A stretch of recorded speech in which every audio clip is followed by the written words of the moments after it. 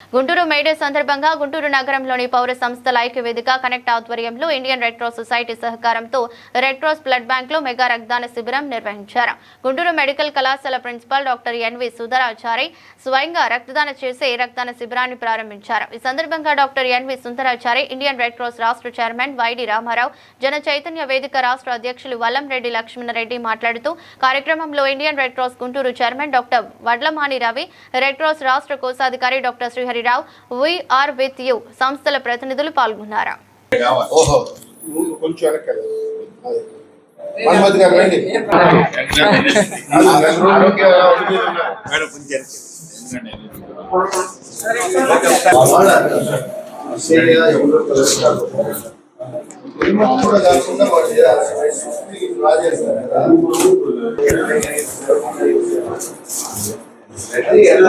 లాగాలి కదా అంటే మేము ఆగు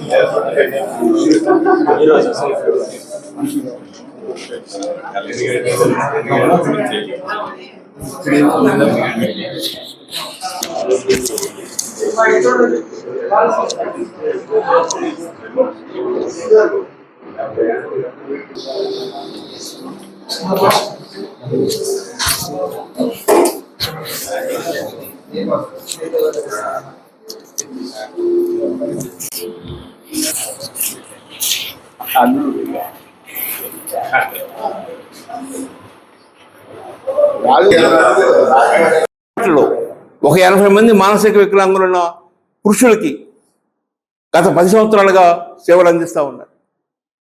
సో ఆ సంస్థకు ఒక 2 లక్షల రూపాయలు ఇచ్చారు. మా బంధువు ఒక అబ్బాయి చేత ఒక 15 లక్షల రూపాయల ఖర్చుతో మానవతా సహకారంతో ఆ కార్మిక సేవా సదనకి చుట్టూ కాంపౌండ్ వాల్ డెవలప్ చేశారు. అంటే ఈ రక్తదానం కూడా సేవా కార్యక్రమంలో ఒక భాగంగా మారాలి. సేవా కార్యక్రమాలు చేసి మంచి పాఠ్యాంశాలు రావాలని కోరుకుంటూ, మీరు చూడండి, రాజకీయ నాయకులు కానీ, అధికార పార్టీ కానీ, ప్రతిపక్ష పార్టీలు కానీ వాళ్ళ నోట్లోంచి రక్తం దానం చేయండి, ఇది చాలా మంచి కార్యక్రమం అని ఒక అడ్వర్టైజ్మెంట్ ఇవ్వటం కానీ. నేను గుంటూరు వైద్య కళాశాల విద్యార్థిని చెప్పుకోవడానికి గర్వపడుతున్నాను. నేను 81 బ్యాచ్ స్టూడెంట్. అంటే 45 ఏళ్ళ తర్వాత నేను కళాశాలలో ప్రిన్సిపల్ చైర్లో కూర్చోవటం అంటే నాకు అనుభూతిగా ఉంది. ఈరోజు ఈ కార్యక్రమం ఉద్దేశం ఏంటంటే, ఈరోజు మే డే. మే 1 అంటే అందరికీ నానుడి మే డే. మే డే అంటే ఏంటి? ప్రపంచ కార్మిక దినోత్సవం. అంటే శ్రామికులకు మనం సంఘీభావం తెలిపే రోజు ఈరోజు. దాన్ని మే డే అనండి, మే 1 అనండి, కార్మిక దినోత్సవం అనండి, శ్రామిక దినోత్సవం అనండి. ఎందుకంటే మనం వాళ్ళకి ఒక సంఘీభావం, వాళ్ళు శ్రామికులు, వాళ్ళు లేకపోతే మనం లేము. ఆ రోజున మనం ఈ blood bank donation camp conduct చేయటం చాలా సముచితంగా ఉంది. ఎందుకంటే మీ శ్రామికులకు మేమున్నాము, మేము మీకు సంఘీభావం తెలుపుతున్నామని చెప్పడానికి సూచనగా మనం అందరం ఇక్కడ సమావేశం అయ్యాము. అందరం రక్తదానం చేస్తున్నాం. నేను కూడా ముందుగా రక్తదానం ఇచ్చాను. నేను ఇప్పటికీ దాదాపు 10-15 సార్లు రక్తం ఇవ్వటం జరిగింది. దీనిలో కొన్ని అపోహలు ఉన్నాయి. ఎవరైనా 18 సంవత్సరాలు దాటిన వాళ్ళు, 65 సంవత్సరాలు లోపు వాళ్ళు రక్తాన్ని నిర్భయంగా ఇవ్వచ్చు. బీపీ ఉన్నోళ్ళు ఇవ్వచ్చు, షుగర్ ఉన్నోళ్ళు ఇవ్వచ్చు, థైరాయిడ్ ప్రాబ్లం ఉన్నోళ్ళు ఇవ్వచ్చు, ప్రొవైడెడ్ దేర్ అండర్ కంట్రోల్. ఇలాంటి అపోహలు లేకుండా మీకు తెలియజేయడం కోసం నేను ముందుగా నేను ఇచ్చాను. నాకు బీపీ లేదు, నాకు డయాబెటీస్ లేదు, ఉన్నా ఇవ్వచ్చు అనేది మీకు నేను తెలియజేస్తున్నాను. రక్తదానం చేయడం ద్వారా అవసరం ఉన్నటువంటి వాళ్ళకి ఆ యొక్క రక్తాన్ని అందించడానికి చేసేటటువంటి గొప్ప ప్రయత్నానికి నాంది పలికినటువంటి లక్ష్మణ్ రెడ్డి గారిని, ఈ నిర్వహణ చేస్తున్నటువంటి వారిని హృదయపూర్వకంగా అభినందిస్తున్నాను.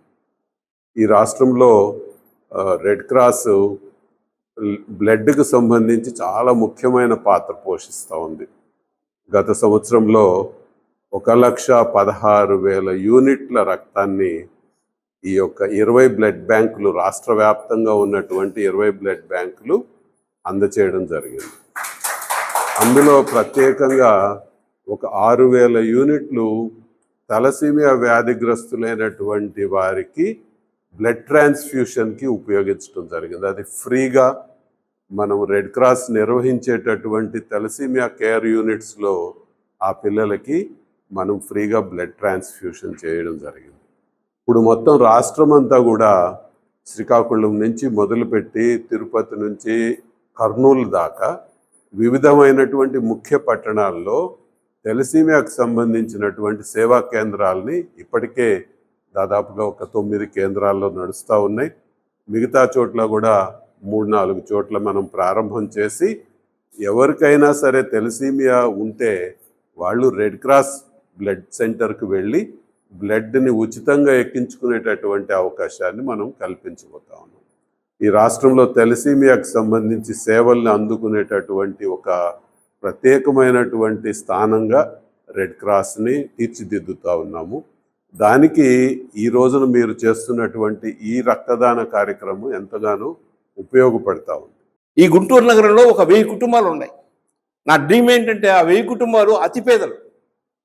వాళ్ళకి ఇల్లు లేదు, ఓటర్ కార్డు లేదు, ఆధార్ కార్డు లేదు, పిల్లలు స్కూల్కి వెళ్ళడం లేదు, ఇంట్లో ఉన్న టెంట్లో కరెంట్ లేదు, రోజుకు 200-300 రూపాయలు చిత్తు కాగితాలు ఏరుకొని సంపాదిస్తూ ఉంటారు. ఈ 1000 కుటుంబాలని కనీసం సంవత్సరం లోపు ఆ అతి పేదరికం నుంచి కనీసం పేదరికం స్థాయికి తీసుకెళ్ళడానికి ఈ సంఘాలన్నీ కలిసి పనిచేస్తాయి. ఈ సంఘాలన్నీ కలిసి కనెక్ట్ అనే ఒక పేరుతో కనెక్ట్ కావటం, పేదవాడికి దాతృత్వం గల సేవా తత్పరుడికి అనుసంధానం చేయటం, అలాంటి ప్రయత్నం చేయాలనుకుంటున్నాం. దాంట్లో భాగంగానే ఈరోజు ఈ కనెక్ట్ కార్యక్రమంలో భాగంగా ఈ పౌర సంస్థలు అన్నీ కలిసి ఈ రక్తదాన శిబిరాన్ని ఏర్పాటు చేయడం జరిగింది. ఎందుకు మనం రక్తదానం ఇంత పెద్ద ఎత్తున చేయాల్సి వస్తుందంటే, ప్రపంచంలో ఎక్కువ కొరత ఉన్న దేశాల్లో, రక్తం ఎక్కువ కొరత ఉన్న దేశాల్లో భారతదేశం ఒకటిగా ఉంది. కనీసం జనాభాలో 1% మంది స్వచ్ఛంద దాతలు ఉంటే ఆ సమాజంలో కొరత ఉండదు. సైప్రస్ లాంటి చిన్న దేశం దాదాపు 6% జనాభా స్వచ్ఛంద దాతలు ఉన్నారు. కానీ మనం 1% లోపే ఉంటున్నాం. మనకున్న డిమాండ్కి మనకున్న సప్లైకి మధ్య చాలా అంతరాయం కొనసాగుతూ ఉంది. ముఖ్యంగా వేసవికాలంలో ఇంకా ఎక్కువ కొనసాగుతా ఉంది. ప్రపంచంలో 95 దేశాల్లో 100% స్వచ్ఛంద దాతల సహకారంతో రక్తం సేకరిస్తున్నారు. కానీ మన దేశంలో ఇప్పటికీ 70% మాత్రమే స్వచ్ఛంద దాతలు ఉన్నారు. మిగతా 30% మంది రకరకాల కారణాలతో బ్లడ్ ఇచ్చే పరిస్థితి ఉంది.